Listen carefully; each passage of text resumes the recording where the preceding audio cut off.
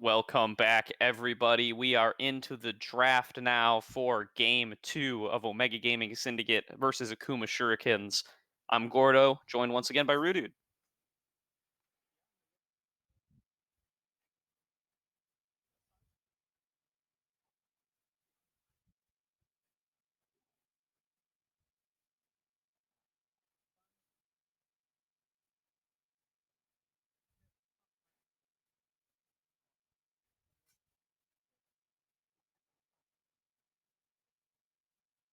Yeah, certainly a lot of things that went wrong in game one that we have the opportunity to kind of address going on into this draft. And also, as we talked about before we headed out, pressure is now off. We've decided the standings; they're set in stone. Nothing can be changed as a result of this game. So, really, a chance for both teams really to maybe test something new if they want to, or kind of limit test a little bit here, see what they can get away with in an actual, not stage game, but official match.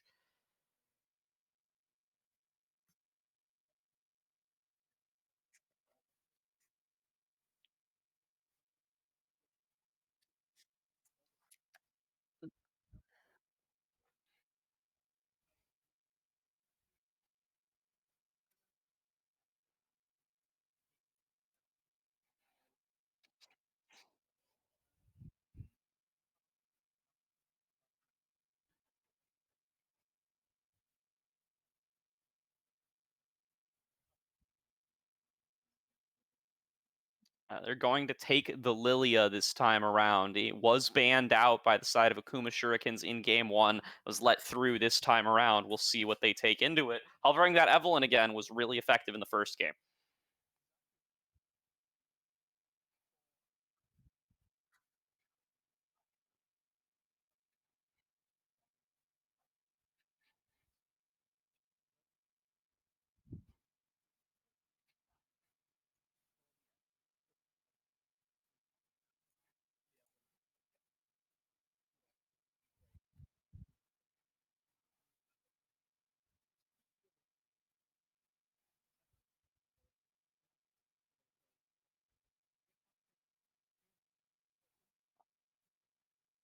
Yeah, they're going to go into this Kaisa Leona lane, a little bit more aggressive pick here. Definitely going to give them a lot of engage potential, and it might get responded to here, trying to counter it out with something like this Tom Kench to go with the Jin.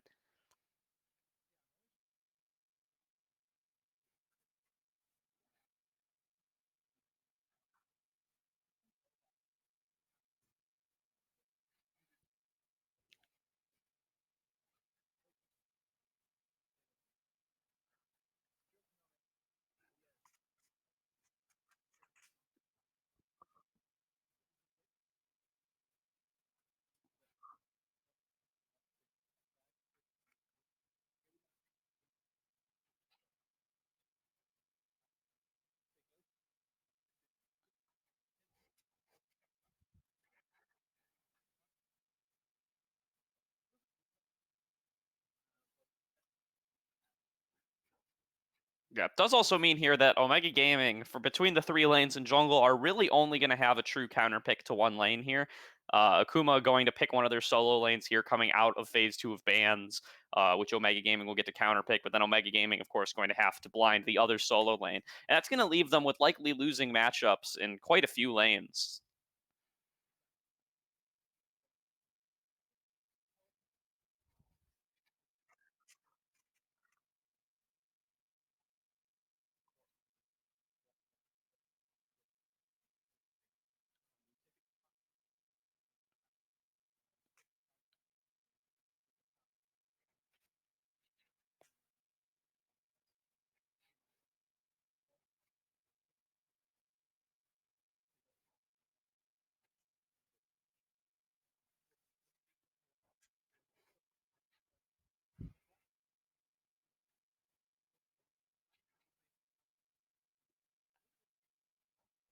Yeah, remember when I said Omega Gaming Syndicate would be getting counterpick in one of these lanes? Now they have to be not entirely sure. Are they willing to take potential Lucian counters in both mid and top lane? Or are they going to try to, double down on what lane they think it is and maybe take a little bit of a risk here going into a potential counterpick lane against this Lucian?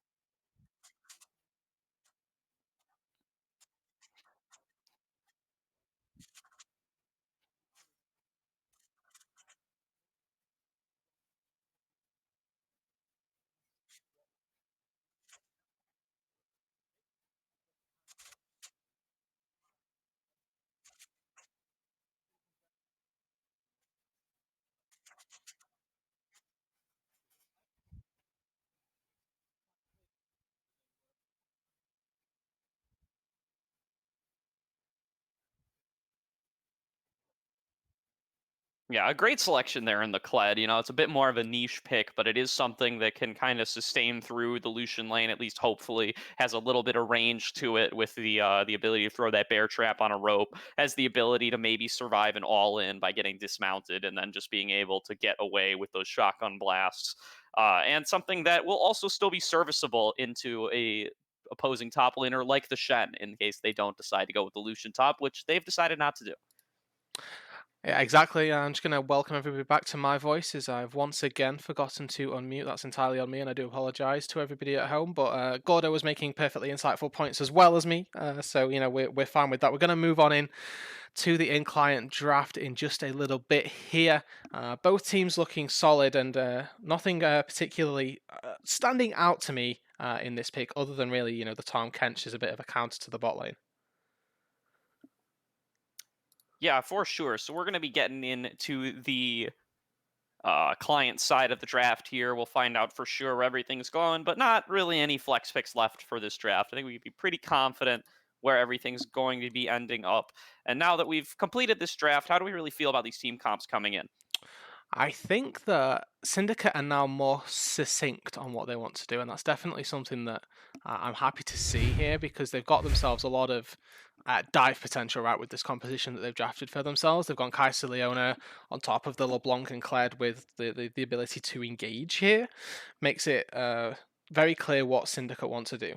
Though you have to think about it on the other side here, how easily are Akuma going to be able to execute on their composition? And if we think about the ability to once again submarine the Shen, it's probably going to be quite easy because the amount of times that Syndicate are going to be piling forward, there's quite a real possibility that somebody gets left behind that dog pile, and if Evelyn just comes in, swoops up from the side, there's a definite world where they can make their presence felt for sure.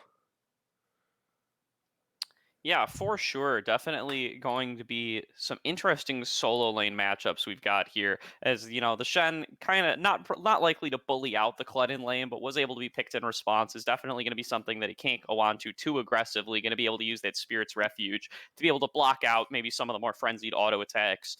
And try to be able to teleport around this map and cancel out some of that dive potential that we've been talking about. Exactly. That is the beauty of Shen here is that if Syndicate decide that they want to make a 5-man play mid lane, 5-man play bot lane, they're going to have that Shen as an answer to it. Doesn't need to be anywhere near that Stand United is a global ultimate, so there's no real stress at all right there. And Hexmist as well in game number one was very cognizant of where he needed to be and what he needed to accomplish in the game, and he did it pretty much to to not to without fault in game number one. Got the snowball off in the top lane and got himself ahead, recognizing that he could be a win condition himself on this Evelyn. The very early Dark Seal, we looked at it and thought maybe, this could be a little bit dangerous. Picking it up so early on might not really reap the rewards that it wants to. But definitely, as soon as he got 10 stacks, got it into the Soul Stealer, got the Rabbit on straight after and took over the game. So going to be looking to see if Hexmith can accomplish similar things here in game number two. Yeah, and I'd suggest that Syndicate try to attack Hexmist early on, try to punish this Evelyn before it gets to level 6. But if we remember, that is what happened in game one. Hexmist was set pretty far behind, was blown, lost a lot of HP early on. I believe had to blow that flash early on, but just wasn't really able to be taken out of the game. Lost the Gromp and got double scuttled early on, but wasn't able to, was able to just be able to recover, was able to pick up some kills, and was able to bring himself back into this game and still be the most important threat in that last game. Exactly, and it was with the beauty of the composition that they drafted for themselves, right? We talked about these winning lanes needed to do the job, and they did what they needed to do. Gateway the Evelyn into the level 6 mark, and from there, the rest of it was just history. Focusing more back on this game number two style draft right here, we talk about the winning lanes. This time around, LeBlanc is picked to win lane, right? You want that LeBlanc to get ahead, to get snowballing, and pose a threat to both of these marksmen that Akuma have possessed and picked up for themselves here. Lucian, though, on the other side, has a pretty easy time trying to deal with the LeBlanc, just because the Relentless Pursuit can dodge out on so much of the LeBlanc's damage. If you're able to dodge away from the distortion, typically the sigil isn't going to be procced or applied too effectively. And the Lucian can have a fairly decent time trying to get in and out of the LeBlanc's damage. The same can be said, though, for the LeBlanc with all of that mobility, makes it very hard for the Lucian to shut her down entirely. Absolutely. So, got just a few seconds here before we're going to be loaded on into the game. Definitely a once again, it's going to be Hexamist is this only source of magic damage. It wasn't really something we saw punished out too much because of how far ahead he got last game, but certainly going to be an opportunity for Omega Gaming here if they want to if they're able to shut down Hexamist, if they're able to keep the Evelyn from being such a powerful one-shot threat, then they really do have a pretty easy itemization option here as they can just kind of go towards more anti-auto attack, armor heavy builds. Exactly, and they tried it in game number one in their build path. So we saw ninja tabbies across. So pretty much every single member. I think even the Caitlyn had a ninja tabbies by the end of the game. But I think that in game number two, they will be more cognizant of the fact that Hexmist knows what he's doing and knows where he needs to be. So maybe Syndicate will put a little bit more time into trying to shut down this Evelyn, which will then enable them to go for that build path that you talked about. We can see Fallen and Intexi here. They can pick up the Seeker's Arm Guard, pick up the Ninja Tabbies very early on, and be quite difficult to focus down by this Lucian combo, who typically isn't going to be able to pick up too much shred of the armor until very late on in the game if he goes for a last whisper at all, because both Blade of the Ruin King are sort of phased out of favor with the rise of Mana Moon Lucian mid. So there's a lot of potential here for an early shutdown onto Hexmist to gateway Syndicate into an advantageous spot.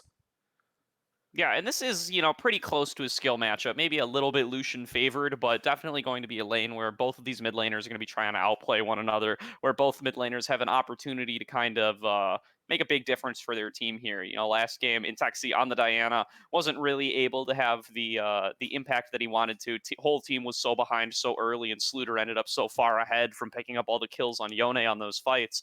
Might be a little bit more even footed this game, assuming one can get an advantage over the other in the one-on-one. Exactly. It's a very similar style of play being picked up by Intexi here, starting to see, the player identity develop with the picks that he wants to go for. The LeBlanc, Diana, Fizz, all of these champions coming through in force. And now we're going to have to see if he has that same level of threat on the LeBlanc, because as you mentioned, game number one didn't quite find the level of potency that he needed to. But LeBlanc here has that exit button more so than the Diana did. Diana is a one-way champion. LeBlanc has a perfectly good ability to just get herself right back out. And might not necessarily get the kills, but definitely has the safety to get back to get to her team. Yeah, absolutely. And with that, we're going to get on into this game. We're going to get everything synced up. Going to take a short break here to be able to do all that. Don't go anywhere. We'll be right back in just a couple of minutes with game two action, and we'll find out if Akuma Shurikens can go the full 12-0. Be right back.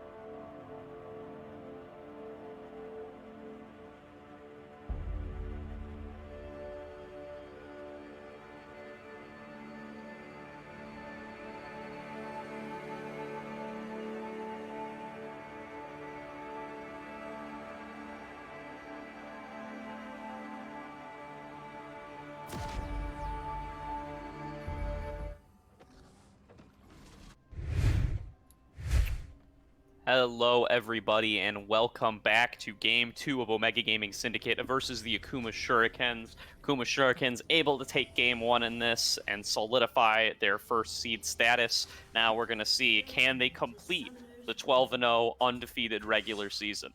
I'm Gordo, joined once again by Rudu. Exactly, here we're waiting to see it. Can the miracle run be completed? Not necessarily a miracle run, more of a flawless run. So in this uh, LHG Premier League startup here, the first round of, we'll call it the group stage, coming to a close this evening. And it's been a good performance so far from both of these rosters here. Both teams going to go into the playoff stages of LHG this time round. And it looks like, to all intents and purposes here, that Akuma are going to go through as favourites from the group here. They're going to be looking to try and complete that 12-0 record, clean sweep, whereas the Omega Gaming Syndicate roster going to look to throw a spanner in those works and maybe try and even take a game, maybe take a series back, because it's still not over yet. Yeah, you got to believe that taking a game or even the whole series would be a huge mental advantage for Syndicate coming on in here. You know, they can't get the first seed anymore, but at least having the knowledge that they can compete with this, which is going to come in, this team that's going to come in as the highest win rate for a seed for sure, especially if they end up with 100%. Being able to take out a team of that caliber prior to the playoffs, especially as one of your last games before then, it's got to be a good mental edge coming in.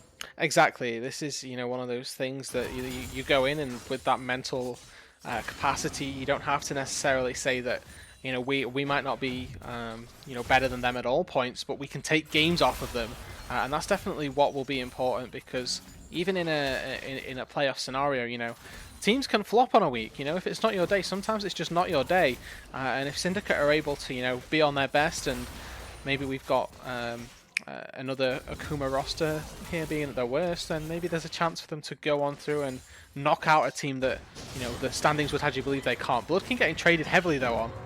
Yeah, Klein going to be getting an aggressive taunt on in there, going to be getting the dismount, but might not be able to follow up on too much. Blood King going to be trying to get some attacks onto the champion here, try to get that remount as quickly as possible. Does not want to blow the TP too quickly.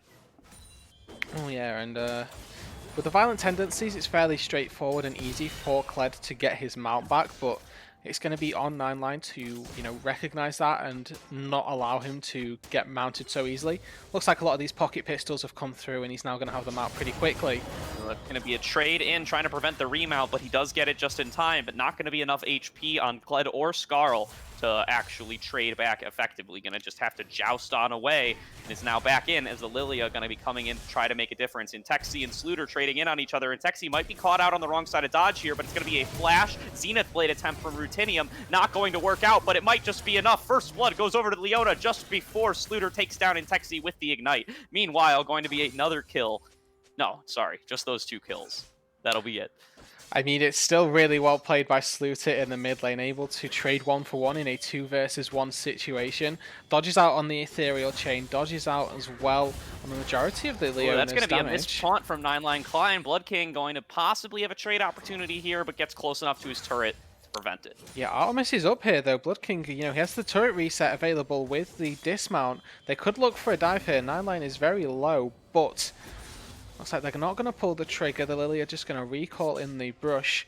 And 9line is going to be able to safely pick up all of this gold. I say that, Intexi's here. A potential dive here again, but the minions are all gone. They're not quite able to get the timing right. And Intexi just going to return here to the mid lane.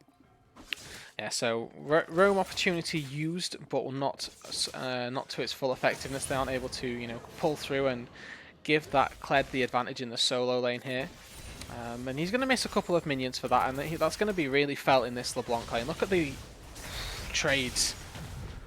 No, just aggressive trading from Sluter coming on in here. He's winning these trades with Intexi pretty hard at this point, has gotten himself a 12 CS lead, and has gotten himself that pickaxe on the first recall, a significant item advantage for Sluter, having picked up that kill himself, whereas the kill in the trade was for the side of Omega Gaming Syndicate was picked up by Rutinium. Yeah, exactly, and not just the CS lead really, but an entire level being picked up as an advantage right now. The base stats from a level early on more so than later on are so important, and Intexi is so far behind in this lane that Sluter is going to be able to dominate him pretty much regardless of item discrepancies at this point. And when you touch again on the fact that the pickaxe is being picked up, you can see these piercing lights now. 3 points in it already, but a taunt top. Yeah, now an aggressive trade coming in from Klein, going to dismount Blood King yet again. He's going to get pulled in even closer with the bear trap on a rope, but not going to quite be able to finish him off. But another dismount, another victory for Klein. Yeah, he's playing these trades in the top side so incredibly well, trying to get that Spirit Blade pass through as best that he can, and also playing around Kled very well to that point, not allowing him to get that fourth proc of the violent tendencies. Really the lead source of Kled's coming into the damage. jungle here, might be running into Artemis, going to be getting the charm down onto him, but going to get met with the Swirl Seed in turn. They're just going to back away from each other. Blood King here, actually avoiding using the teleport, is going to just be walking back to top lane, going to catch this big wave just in time. Exactly, and it's really important that the Kled tries to hold on to his TP as best that he can. Hex Flash. That's going to be a Hex Slash from Rutinium, followed by a Zenith Blade onto SWBF. Going to be Twisty trying to trade in onto here, but is getting threatened by the Tahm Kench. Does not want to get devoured, but is actually going to have that happen. Twisty now is going to be engaged on by SWF. It's the Shen ultimate coming through for Alive, going to keep him alive. Meanwhile, there is going to be a teleport coming in, but it's too late. It's already a double kill for the side of Akuma. Now Blood King is going to be left alone. He's going to joust on out, but he's already lost the fight. Exactly, and this is why I wanted to say that the Kled needs to keep teleport for the Stand United. Here comes the now charge. Here comes the charge right onto Klein. He's going to tank it for his teammate to get devoured up by the Tahm Kench, but it's Lilia in the middle of everybody. They're going to be getting the Swirl Seeds and the Dream Dust onto every single player they can. Alive is going to be taken down right away. SWBF is now chunked down incredibly low, going to be picked up by that Dust as well. It's going to be a 2-for-0, but on the other side this time, tying up the game 3-3, it's Omega Gaming Syndicate. Yeah, really nice response there. They don't give up on the play. They use the charge, the full engage comp from Omega Gaming Syndicate being used incredibly well right there. The charge goes through, everybody takes the path with it, and they don't need the Kaiser Leona there to make things happen. Lilia in the middle of everybody, fallen with some amazing blooming blows right there, was able to pull off so much damage. Didn't yet have the level 6 available, so wasn't able to put everybody to sleep. But the dot damage was enough to take down SWBF, net the kills back for Omega Gaming Syndicate. Yeah, and so important that Blood King was able to make that teleport worth it, because Klein was able to get into that bot lane fight via the Shen ultimate. Blood King had to use the teleport, so if he hadn't gotten that kill and assist, if he hadn't been able to actually make that worth it for his team, he would be set significantly behind by Klein teleporting into the top lane, able to close the CS gap, and he'd have the kills on top of it. Exactly, and that is why you saw him walking up to the top side of the map instead of teleporting back, was to be able to make that play in response to the Shen ultimate, and pretty much flawless macro from Blood King so far this game. We're only 8 minutes in, but things like that are some things that, you know, if your top laner doesn't TP there, that's just 2 kills in the favor of the Akuma roster here. Doesn't necessarily mean the game, but it definitely is much better that the Kled TP's down and gets something from it. Yeah, but if Kled doesn't get those trade kills back, then Kled is behind as well, and now your whole team is sinking. So definitely a risky play, but an important one that Blood King was able to get through there. Definitely riding a fine line there between success and failure, and able to make it go through on the right side for his team. Exactly, and you know, we're taking stock here of the game. 8.5 minutes in, slight lead already established for the Akuma Scimitars here, and it's mainly due to the mid lane discrepancy that we've seen, and just in terms of CS here, Sluter is really still handling Intexi as best that he can. Hasn't completed the Manamune just yet, but has all of the components to get that online pretty darn quickly. Twisty here as best as he can is pretty good. He's up 30 CS here. He's got a significant lead for himself. Just sitting on the boots here as well, but it's going to be a taunt on the Blood King, met with the Joust as well. Now Fallen Artemis going to put both targets to sleep, going to try to be canceled out by the Evelynn ultimate, but not quite going to be able to do so. Now there's too much damage coming through. Hexmist is not going to be able to escape this, going to be picked up by the Lilia. 9-line Klein going to have to flash away as well. He's going to survive, but it's going to be a 1-for-0 in favor of Omega Gaming Syndicate, calling out that gank and getting a successful counter gank from Fallen Artemis. Yeah, Fallen with the beautiful read on the play right there. Didn't even need to know that Hexmist was up there to recognize that that was where the action was going to happen there. And even through the flash, through the last caress, Hexmist not able to get away. This Evelynn finally being punished a little bit here, and started with that Dark Seal, still hasn't had any kill contributions so far. Syndicate doing a much better job so far of keeping it down. Yeah, and now looking like Omega Gaming Syndicate going to be able to pick up the Rift Herald here. A much different story in the top lane this game than it was last game. At this point, the Karma had already been set so far behind in game one, but now it's going to be an engage from the bot lane. It's going to be Rutinium and Twisty going in here with the Kai'Sa ultimate and with the Leona in order to try to get this kill picked up. It's going to be Twisty picking up a kill onto SWBF. Now can Alive get out as well? Alive going aggressively onto Twisty, but not quite going to be able to do so. That's going to be a 1-0. Yeah, it's going to be a quick kill picked up for Syndicate, but they need to be careful of Hexmist. They don't know that he's down there, but they're taking the appropriate precautions to recall in safe spaces. The LeBlanc able to recall in the brush just whilst the Leona and Kai'Sa cleared the rest of the wave, and the other two resetting all the way underneath their turret so that the True Vision would have given away the Evelynn. Really nice play out from Twisty and Rutinium right there. Yes, they focused the Solar Flare onto the Tahm Kench, onto the Jhin rather, and bait the Tahm Kench Devour, but as soon as that cooldown is off, Intexi jumps on in, gets all of his damage down into SWBF, and that is more than enough to take down this Jhin. Yes, you know, this LeBlanc only has a lost chapter, but LeBlanc still does incredibly strong damage in the early game. That's why she's a strong laner, and definitely why we've seen it picked up. Nice little roam there, recognizing you can't do too much in the mid lane, so going to try and generate advantages elsewhere on the map. Yeah, losing the 1v1 to Sluter here, in CS especially, to a pretty significant margin, but does have 4 assists here on the 5 kills for the team, and 80% kill participation there, making things happen across the map on the side of Intexi. Going to try to, you know, go for that high Cloud9 ancient style of play, where, you know, giving up a little bit of an advantage in mid lane in order to try to transition an advantage across the map for the side lanes. Yeah, it's something that we saw Syndicate go for in game number 1 as well, right? Using Twisty as the lead carry was where they focused in game number 1. Looks like they're going to try and do similar in game number 2 as the Rift Herald called down on this bot side. Called a little bit early for my liking because they're not likely to be able to take this entire turret just because they didn't, you know, get all of the plates down beforehand. Tahm Kench ultimate going to come potentially through. fearing that Tahm Kench ultimate here popping up with the Abyssal Voyage. They knew that he could be in that area at that time. Probably want to just make sure that they can get the plates down at all before they have to back off as a result of Tahm Kench and possibly even a buddy showing up behind them. It's going to be Zenith Blade in onto Sluter. Might not quite have the backup that they need. Followed up by the Leona ultimate. Going to be flashed away from Intexi. Not quite able to get that kill. And it's going to be a return kill from Hexmist coming through to pick up Rutinium, knowing that he had already expended all his resources to go in onto his mid laner there. Sluter and Intexi now going to be in the 1v1, but it's going to be immediately made into a 2v1, and now a 3v1 as more targets come in. Blood King coming in from the side, guaranteeing that that kill can be picked up by his jungler. It's another win for Omega Gaming Syndicate, who are now looking to siege around mid lane.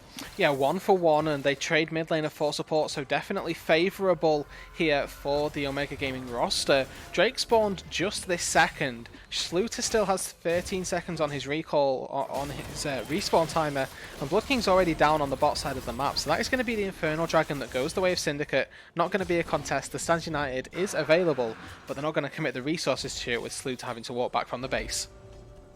And no, so now up 2 dragons to 0 on the side of Omega Gaming Syndicate. A pretty big deal for them. They were, at this point, able to achieve the first 2 dragons last game as well before they started having things turned around on them, but this is definitely a different situation. We look over on the side of Hexmist. Actually, though, Rutinium, though, going to be catching out Alive here along with Twisty. That's going to be an easy pickup for the bot lane. Sluter now being traded onto Vi and Texi, but not quite going to be able to get that mark triggered, going to land the chain onto a minion instead. Sluter now looking for this dive, looking to pick up Intexi, gets the autos, gets the ignite, gets the kill. Going to be a good pickup for Sluter. Yeah, solo kill in the mid lane, and this mid lane discrepancy really rearing its ugly head once again. Sluter able to take down the LeBlanc with the over-aggression. It's going to be a taunt under tower for the side of 9-Line Klein. Blood King going in even further to get his Demolish proc off. That is insane, man. As he gets dismounted, it is now being flanked on by Hexmist. Going to have to use the flash away, but he's going to still be charmed up by the follow-up flash. Going to be picked up. Incredibly greedy play there from Blood King. Possibly not realizing he was taking the turret. Heavy going for the plate more so than anything else. Definitely not the play that I would have recommended, and when you flash away as just a little Kled with no Skull to help you out, the flash is really just a bit of a waste for me, because the other champions are going to have the movement speed to catch you up, and Hexmist even committing the flash to make sure that the taunt, or the charm rather, was able to connect. Going to pick himself up another that's set going of to be stacks. the Solar Flare coming through, trying to pick up an 9-Line Climb, but he's just going to flash away and escape. Yeah, they need to be careful here on this top side. Hexmist is there, and they have no control wards to spot out the Evelynn right now. Hexmist knows this hasn't been alerted to being spotted, and even though LeBlanc is looking for a roam timer, This Evelyn's still very strong. Now Hexmas going to be going in here, trying to use that submarine along with 9-Line Klein, looking for the engage here. Twisty going to dodge away there with the ultimate, going to be taunted up, going to look to be soloed out here by 9-Line Klein. He does it, he gets the solo kill, but it's going to trade back from Fallen Artemis as he picks up the opposing team's jungler. It's a 1-for-1 so far as they're approaching around 9-Line Klein in the top lane. Yeah, keeping this Evelyn down, and this Lilia is having way more success than the Graves ever did in this series right now. Fallen being able to put this Evelyn to sleep consistently, and even though Hexmist is using the last caress to try and, you know, bait out cooldowns, Fallen is really cognizant. Blood King walking into a trap. Yeah, Blood King going to get caught out here by SWBF and Alive, going to use the ultimate charge right away just to try to hold them down and wait for his teammates to arrive. Rutinium here as well. Alive going to be forced to flash away. It's going to be the blast cone from SWBF, but now Rutinium might have bitten off a bit more than he can chew as he's left alone in the Dragon Pit with the whole enemy team. He's going to be picked up. Now it's Fallen Artemis trying to engage onto the remaining 3, but not going to be able to do so. Far too squishy as the curtain call is responded to with the SWF going for more kills, but they're going to be forced back. Yeah, Rutenium throws the Zenith Blade out and realizes that that is not the character that he wanted to connect on. There's just a random mid laner chilling over the Dragon Wall right there. Falls to his doom. He's going to get picked up right there. Third death for the Leona, but you know, as a Leona, you have to go in and you have to make the place happen. So these deaths getting racked up, whilst it is not perfect, it is to be expected when, you know, your team lacking a little bit in gold and you're trying to make the place to get things going. If the team aren't quite on the same wavelength, or if you miscalculated the numbers, you can expect, you know, quite a few deaths to start racking up. And Rutenium definitely wandering down that path at the moment.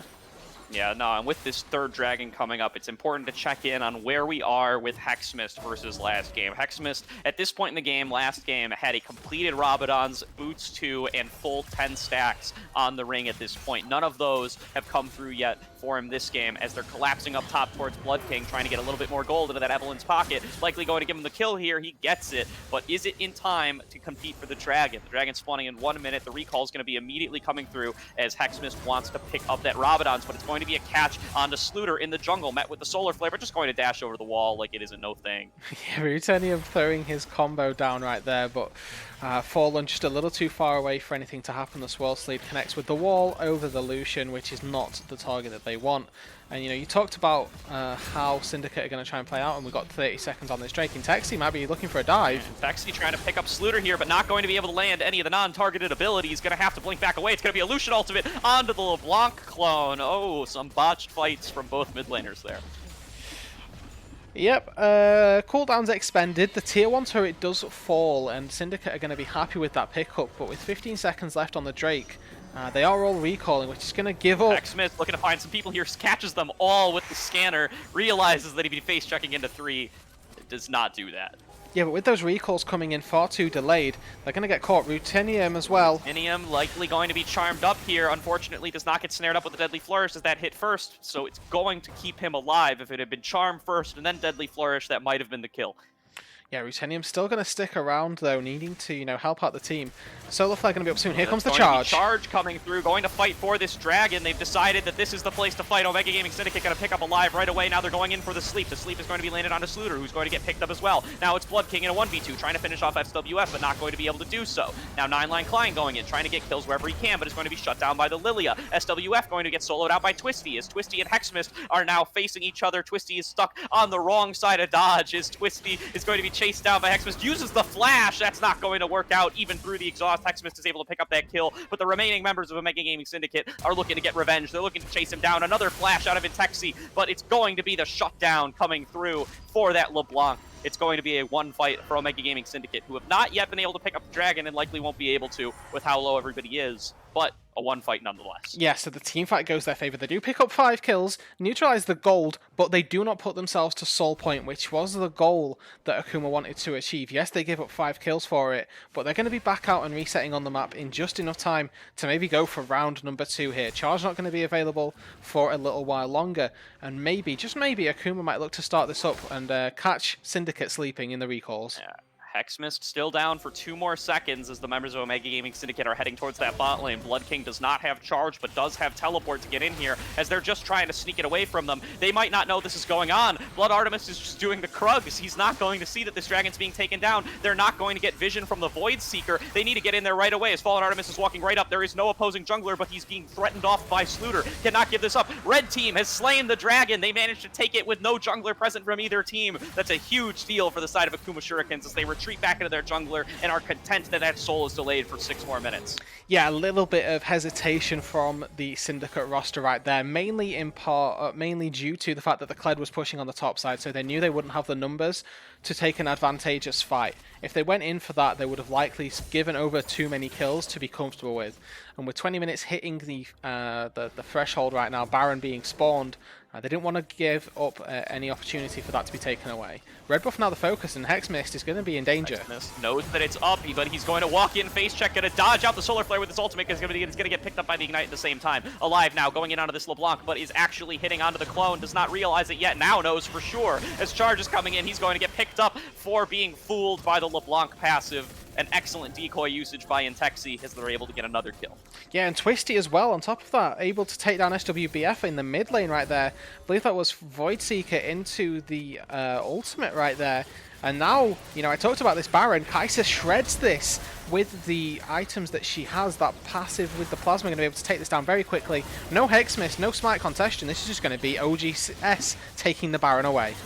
And this might be their opportunity to do it. They can interrupt the perfect season here and get a win for their side of the map if they can manage to close this out. They now have the Baron. They've lost their opportunity to get Soul and 4 Drakes, but they are still in a position to be winning these fights. Their Lilia is incredibly powerful, is building towards that Rylai's Crystal Scepter to benefit the Liandry's even more. They've got huge leads in quite a few of their lanes, and they're looking like they can handle these team fights. Yeah, especially when they're executing so perfectly in the win condition of their team. You know, they're playing to their composition flawlessly. Blood King's charging in with no cares in the world, and the rest of the team are just blindly following him in. And that's exactly how this composition wants to work. Timeline Klein getting caught out here by the LeBlanc, going to be rooted up and going to walk right into Rutinium, who's going to stun him up here. An easy kill to donate over to Twisty, but it's going to get picked up by Rutinium. Yeah, the Shield of Daybreak, they're able to pick up the Kled. Well, that's going to be a teleport teleport from the Kled in the top lane, going to try to save it from this Rift Herald.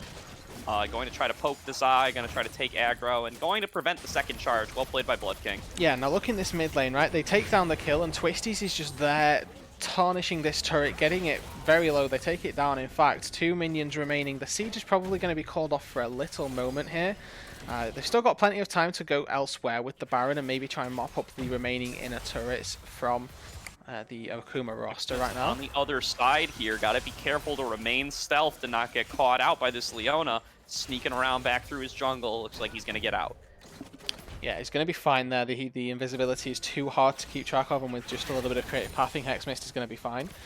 Fallen Artemis, oh no, Gonna actually be catching out on a Blood King here. The Deadly Flourish does land after the charm this time. He's going to be dismounted right away, going to be slowed down by the opposing team. That's going to be the lick from Tahm Kench. He's trying to remount, but he's not going to be able to do so in time. That's going to be a pickup for Hexmist as the rest of his team pushes in the bot lane. This is a 4v5 opportunity for the side of Akuma Shurikens here as the Shen ultimate comes in to try to protect Illusion. Rutinium now under both Nexus turrets, possibly bitten off more than he can chew as he gets taunted down and shut down by Sluter. It's now only 3 members left alive for Omega Gaming Syndicate, who are going to pick up the kill and try to back away, but here comes Hexmist on the side. He's invisible. They don't know where he is, but they actually find him with the Swirl Seed. They put him to sleep almost immediately, but he trades back onto Intexi. He's far too fast with his kill time as Sluter's able to pick up another kill onto Fallen Artemis. It's going to be another win for the Akuma Shurikens. They do not want to surrender their perfect season this early. They're chasing down onto Twisty as Alive, likely going to be able to land the lick here, get the slowdown, get the charm, and get the ace for the side of Akuma Shurikens. Yeah, and they punish the overextension from Syndicate right there. They get a kill in the mid lane on Blood King. Rutinium taking a Zenith Blade at just the wrong moment. Forces him underneath 2 Nexus turrets into 9-line and Sluter here. And then the remaining 3 members running away from the base with the tails between their legs ultimately do get chased down by the Curtain Call, by this Evelynn. And Syndicate now, with no Barons left available, are going to be in a little bit of a difficult spot as we encounter a pause here. Yeah, going to have a little bit of connection issues on the side of Twisty there. Not sure if that influenced the last fight, but we are already getting the ready calls in the chat from the side of Omega Gaming Syndicate. Gotta believe that we'll be right back into this game pretty soon. Exactly, and I think just to give this game the credit it deserves, when we get in, Gordo, if you pause for me at 24:15, guys, you know, if you're new around here, you know that I'm from the United Kingdom. You know that we're going to have issues with the internet How could they have guessed, connections. Rude? Yeah, I mean that they would have never predicted it with the accent, right? I mean, it's just an absolute mystery. But that being said, you know, Riot servers and all that good stuff trying to transmit me the game across that big pond in the massive middle of the earth means that we have to pause the game, resync up, and let the game buffer out a little bit, just so that we're casting the same game at the same time, and either Gordo's not too far ahead, too far behind, you know, all that good stuff. It just gives the broadcast quality what it needs to be given. Yeah, one moment, I'm getting right back to 15 here as I am there, and I am ready when you are. Okie dokie, we go 3, 2, 1, unpause. And we're right back into it. And that's going to be all fixed. We are right back to where we were in this game. 17-16. Just such a kill-heavy game and so close with only about 2K separating the teams here. Exactly. Syndicate putting up a much better fight than they did in game number 1. You know, at this point, you were really looking at... they didn't even get this much gold last game. Gold tallies ended about 50,000 for Akuma to about the 42 of Syndicate. And this time round, Twisty has been able to really dominate the team fights more so than anything else, where he didn't get that chance, but... Bexy going to get stunned up right away, going to get taunted unexpectedly by 9line Klein, and Sluter's able to just pick up the kill. That's going to be one man down here coming up on this Dragon spawn. Akuma Shurikens might be able to get a second Mountain Drake for themselves. It might be a mirror of game 1, as only the first 2 Drakes can be picked up by Omega Gaming Syndicate, and the remainder go to Akuma Shurikens. We're going to pick this up easily with a 4v5 on the map. Yeah, Syndicate are more than content to walk away with that pick coming through in Texi, unfortunately jumping onto the Shen and jumping into his demise with that taunt coming through. Really quick fingers from 9line to punish the LeBlanc for that overstep. And now we're waiting really for the LeBlanc to respawn, because Syndicate are still very much in this game. They still have the opportunity to take team fights and start winning them out if they keep executing on the composition the way that they have been doing. That being said, the slight oversteps that they've committed, they have been punished. Akuma have been very much on top of trying to punish them for all of their overstays, and we can see it in the items now across the board. Oh, here comes Hex Mist. Potential catch here on a miss, gets hit by the Swirl Seed, is met with the Shen ultimate, he uses his own ultimate to try to get away. Klein here going to try to taunt up as many targets as he can, but it's going to be the shutdown on a Hex Mist on the side of Twisty, but Alive going to get traded back on as well. Klein going to get taken down as well. It's a double kill for the side of Twisty. That's going to be 3 kills for none to the side of Omega Gaming Syndicate as they turn it back around. Yeah, and they catch Hex Mist out sleeping right there. The Swirl Seed into the Lilting Lullaby, even through Last Caress, was not enough to get himself to safety. And really nice ultimate from Twisty, able to jump into the backline and burst down the Evelynn before she even woke up. Twisty's here getting himself the double kill, and with this build has so many missiles coming out from just his Q that he's going to deal a tremendous amount of damage to that isolated Evelynn. They're going to take the bot lane inhibitor, curtain call into the mid lane just to clear out the wave, but advantage reasserted for Syndicate. No, maybe just a little bit too much commitment to the protection from 9line Klein there. Once Hex Mist was already caught out, once Hex Mist was already put to sleep, you gotta believe there was never an opportunity for him to actually escape that. Unfortunately, having to give over the Shen life too as well means that they're guaranteed to lose the bot lane inhibitor. Luckily, they're able to defend the mid lane inhibitor and maybe give themselves some more chances in this game. Exactly. Baron spawning just this second now, and very much advantage set up for Akuma. You know, they've fully established the vision around the map. They're going to be able to, you know, set up where they want to and maybe decide how they're going to play out this gotta watch fight. out. He's been caught out in situations like this already. Dodges out the Zenith Blade, is able to protect himself from Rutinium. Rutinium now chasing up forward, going to get the stun anyway onto Alive, who voluntarily goes back in. It's now going to be the Solar Flare and everything else. He eats up his AD carry. He takes him down as well. That's going to be the bot lane for Akuma Shurikens, caught out and killed, and it's going to be Baron for the side of Omega Gaming Syndicate. Yeah, TP is available for 9line, and Hex Mist has got the ultimate to get himself over the wall if he wants to go in, but look at the damage from Sluder. He's so fed with these 3 items. 6k on the Luda Baron. represents so much of a threat to these squishies as he's just going to be running up here trying to threaten things away. Rutinium going to come over the wall with the Hex Flash to try to prevent him from doing anything further. That's going to be the Baron pickup for the side of Omega Gaming Syndicate as they now are trying to engage onto Sluder. They get the shutdown onto him. It's going to be a teleport from Klein. He can't cancel this. He's going to get picked up by the rest of the team. He's going to get put to sleep almost immediately. Once again, he's caught off trying to defend something indefensible as Hexmist is going to be caught out as well. This might be the game as SWBF and Alive are the only members left alive versus 4 members of Omega Gaming Syndicate who are looking to end their perfect record and end the game. Yeah, they're trying to push through bot lane here. Still 30 seconds on some of the respawn timers. It's going to be tight if they're able to get this. Lucian doing the best that he could over the wall to try and deal the damage to try and get the Baron to be stopped, but unsynchronized pushes from Akuma in the jungle mean that they lose out on what could be their perfect split here. They're now pushing into the Nexus turrets. Yeah, and Texi going to look for the one shot onto SWBF. He gets saved by his Tom Kench, but not before he's taken down to almost 200 HP. Looks like they're going to go with the safe option, though. Omega Gaming going to retreat here, going to dodge away from the curtain call, going to come back and end the game later, settling for 2 Nexus turrets. 2 Nexus turrets. And it's actually so huge that that turret falls because this now opens up for a backdoor opportunity. And, you know, by no means a Syndicate going to be, you know, looking for it straight away. But that opportunity is always going to be there. This inhibitor, you know, if it's left unchecked, these super minions can just end the game at this point. There's no turret to defend that Nexus, and if we start seeing some more fights around this dragon, maybe around a Baron in 4 minutes, if we get that far, then we could start seeing the inhibitor really pay its dividends. Intexi, scouting around, has the sweeping lens, going to get himself a few wards taken away and trying to find himself little pockets of vision to try and pick out this Jhin, pick out this Lucian, maybe even try and one-shot this Tom Kench. You know, 3 levels over the support at this point. Definitely, you know, a target worth taking away because whilst Alive is very strong. Oh, and that's going to be the Shurelya's Reverie coming in to boost everybody up with more speed. 9-line Klein going to pick up Intexi almost immediately, but it's going to be Scooter trading back onto Twisty right away. This actually might be a fight going in favor of Akuma Shurikens as they're trying to land deadly flourishes from the side. They're trying to get engages on Rutinium, going to get hit up, going to get slowed down. Now it's going to be a sleep coming through onto only Hexmist as the rest of the members can chase up. It's going to be a taunt landed onto Rutinium. Rutinium going to be blown up almost immediately, but Sluder gets picked up on the side by some Dream Dust, you got to assume, or maybe an Ignite from Rutinium given before he goes down. Now it's going to be another Dragon, possibly going over to the side of Akuma Shurikens. This is going to put them on Soul Point if they're able to take it.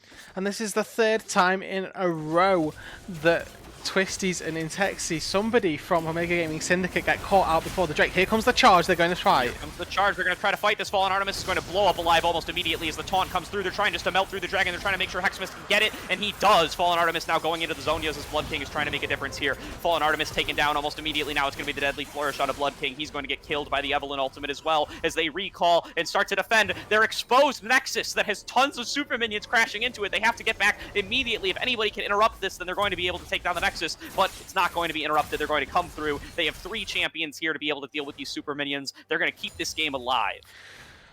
And this is real nail-biting stuff here, Gordo. You know, this is a game 2. This isn't, you know, people fighting to keep themselves in a tournament. This is just a game for pride more so than anything else, and Syndicate really putting the screws to Akuma this time round, really trying to make them fight for this perfect record. With an inhibitor down and exposed Nexus, somehow Akuma still managed to find the fight that brings them right back into the game, you know, denying the Mountain Soul and putting them onto Soul Point themselves. Baron respawning in 2 minutes, Drake spawning in 4. We've got a little bit of a downtime before any objectives spawn, but Sluter might be finding a Intexi. He might fight it out here. This pride you were talking about, it's a hell of a game modifier for this game, Dude, because we've got 50 kills in a 32-minute banger here coming up on this next Dragon spawn in about 3 minutes, 45 seconds. Might potentially be the soul picked up for the Akuma Shurikens, who are currently behind. Going to be a huge deal for them. That's going to likely equalize out the gold lead, if not more, if they're able to pick it up. Meanwhile, everybody just going to return to farming, going to be setting up, going to be trying not to get caught out before this next objective fight. Baron up in a minute 20, or a minute 40, rather. You know, and the thing is with this game in particular is that it feels like whichever team finds the engage just wins. So what I'm looking for from either of these teams is, just to stick together, be cohesive in your movements, and start playing more together as a team, because it's what has caught out both sides here. We saw it in the top jungle, which led to Syndicate's Baron, where the bot lane SWBF and Alive got caught out. They fell, and the Baron went over to Syndicate. Just then, Twisty and Intexi got caught out trying to fight around the dragon, and then the dragon goes back over to Akuma. We can see it now, both teams realizing that 5v5s are where we haven't really had any of those yet. We've had lots of skirmishes and pick up of people that have been mispositioned. We haven't actually seen a proper out and out team fight engaged forcefully yet. Syndicate have the go buttons to make these things happen, and Akuma needs to try and absorb it as best they can, using the Shen, using the Tahm Kench to use somebody to block, and then look to reassess the fight with this Jhin, with this Lucian. These marksmen that have reached not just 3 but 4 items on the Lucian with a QSS as well. These marksmen should be going huge in these team fights, and Artemis has got very little armor to speak of. Similarly, Kled as well, just little scrapes here with the Death Stance, the Seeker's Arm Guard armor from the Zhonyas as well. These frontliners aren't particularly tanky, but they are dealing a ton of damage, and the marksmen really need to be careful and position properly. Yeah, Sluter has also importantly picked up that Quicksilver Sash in his most recent recall, meaning that he can get out of the Lilia sleep now if he feels necessary, or even some Leona CC if he's getting caught out by that. Definitely something to keep an eye on in this game, as Sluter is such a big damage threat for the side of Akuma Shurikens, and as they're coming to posture around this Baron. Yeah, the Baron now respawned and doing the Baron dance, clearing out the vision to and fro. Looks like Syndicate, as you'd expect, looking for mid lane priority above all else, and then they will look to go back towards the Baron. And this is where the Lilia damage really starts to add up, because they're looking to use Swirl Seeds for poke. Void Seekers as well from Twisties will start racking up in damage as we get more and more into the game, and I think that Twisty probably just a little bit away from his upgrade here. With the Zhonya's doesn't quite give the necessary AP. Never mind, I am entirely incorrect. He gets 3 stacks of Plasma, which is the upgraded Zhonya's or upgraded W, so all of these little pokes from Syndicate are going to start sticking, but here comes the engage. Oh, here we go. It's the submarine comp with the Shen and Evelynn, but Evelynn gets one shot almost immediately, able to ultimate out, able to flash away, but is going to be picked up by the Ignite from Ruthenium as the rest of the members are now in. The SWF going to be picked up as well, as is Alive. But it's going to be a kill on a Twisty on the other side, but can they carry the rest of this fight? It's going to be Nine Line Klein and Sluter looking to finish up this fight, but Sluter getting dived onto by Blood King. Nine Line Klein getting pulled up by the Intexi. Sluter looking to guide out Blood King here, but not going to be able to happen. Going to be the ace for the side of Omega Gaming Syndicate, as they're going to take us to Game 3. They're going to force Akuma Shurikens to give up their perfect record. They're going to take them to 11-1, and they're going to go to Game 3 in this series. Yeah, what a back and forth team fight. It looked like the engage would have been flawless, but then the counter from Ruthenium, the amount of CC he was able to put down, really just denying the engage entirely. The Evelynn gets gobbled up, but it was nowhere near enough to keep them alive, and Sluter doing the best he could in the backline, but SWBF just got absolutely melted. In to try to make any difference that he can, going to swallow somebody up, but it's not going to be enough. It's going to be the double ace. It's going to be the Nexus. That's going to be the game. Looks like we're staying here a little bit later tonight, Rudude. Exactly, and you know what? If we get another game like that, I'm more than happy to do so, because that was an absolute barnstormer, but an absolute blast to cast as well. Backwards and forwards at all times. We didn't really know which way that was going for the majority of the game, but at the end of the day, it was perfect. Yeah, definitely a great game coming out of Omega Gaming Syndicate there, just sticking to their plan, knowing that they have such powerful engage tools, being able to abuse the sleep from Lilia, being able to catch people out with Ruthenium there, able to participate in so many kills, able to find so many picks with the addition of that Kaisa. Just such powerful forces coming through for the side of Omega Gaming Syndicate, and able to eventually give themselves the win. 27,000 damage on the side of that Lilia. Yeah, perfect. This was the answer that Syndicate went for to the Evelynn, and it played out pretty much as they wanted it to, time and time again. We saw the Lilia sleeping the Evelynn and punishing her for any overextensions, the Lilting Lullaby coming through in force, pretty much on cooldown when we saw them fighting. Yeah, absolutely. And now this has to call into question, can Akuma Shurikens even finish the season with the perfect 6-0 record? They're sitting at 5-0 right now, but now they've just lost their first game, and they're going to come into their first Game 3 situation of the season against Omega Gaming Syndicate here, trying to see, you can't finish the perfect 12-0, but can you finish the perfect 6-0 in series record?